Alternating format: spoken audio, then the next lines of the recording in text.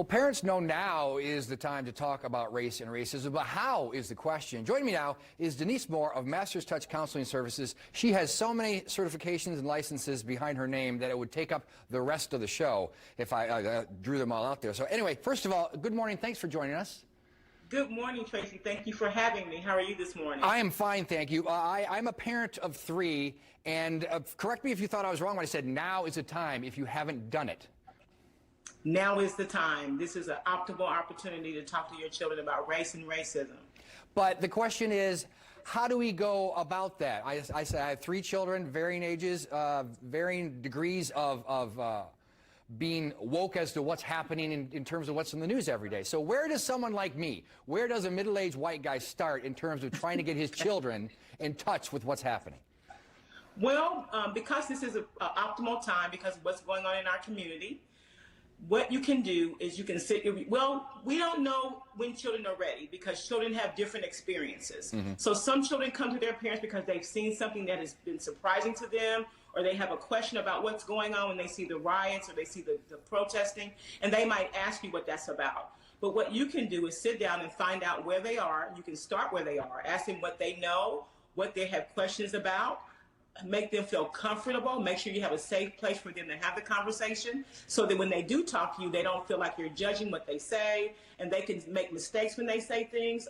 You don't flip out when they say things that are maybe not as culturally correct as it needs to be. You just have to be patient with them and then bring resources to your conversation.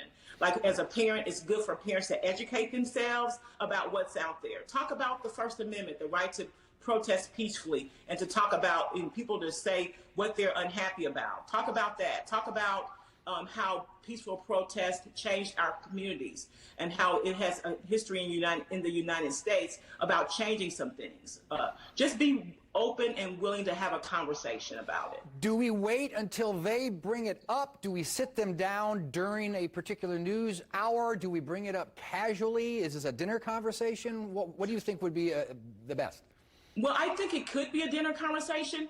I'm not as, I know the news has been showing very illicit pictures and videos of people happening. I don't know if you want your children to be able to see that. I know if they're teenagers, they've seen it anyway because they have their own social media. So they're able to watch things, without your supervision sometimes. But I would have a conversation about what's going on. I really want you to ask how they feel, what they've seen, how they feel about it.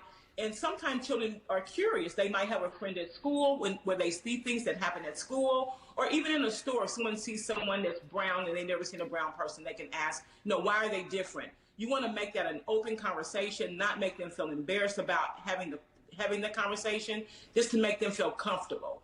It can be a dinner conversation, as you ask, or it could be something that you just want to say, hey, how do you feel about what's going on? What have you seen on TV? Talk to me about how you feel.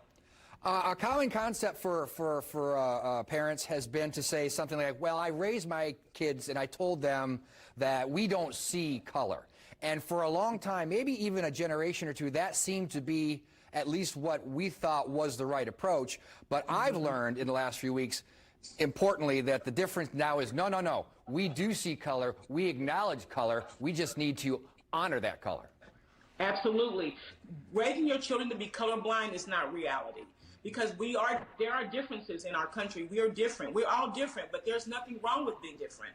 And so when you raise a child to be colorblind, you further continue the systematic racism in our society, because when things happen, they think, okay, well, there's no problems with race. There's no issues because we're all the same.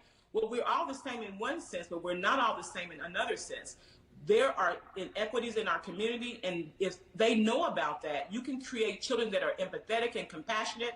And so it's important to introduce them to different races, different religions, different cultures, so they'll see that we're not all the same, but we are the same because we're of the human race. But we live in our society, and our society does make a difference based on skin color. Quickly, I know you don't want to give me your cell number so that I can call you whenever I'm going to have this conversation with my children. I'm guessing you have some sources, some books, some resources that people should utilize, so it's a part of the conversation, a part of the bookshelf, sitting there on the coffee table, things like that. Yes, there are some recommended books that I want to recommend. It's a kid's book about racism by Jelani Memory. Not My Idea, a book about whiteness by Anastasia Hickenbottom, Raising White Kids, Bringing Up Children in a Racially Unjust America by Jennifer Harvey. Also, really quickly, there is a website called the Brown Bookshelf. It is a internet partner that partners with an independent Black-owned, female-owned bookseller in Indiana, and the bookseller is Brain Lair Books. Those are all very good resources if you need resources for adults and for children to tap into, to open your understanding about different cultures and for brown and Black people. Denise, we'll put all that information, links on ours, indystyle.tv. And where do we learn more about you?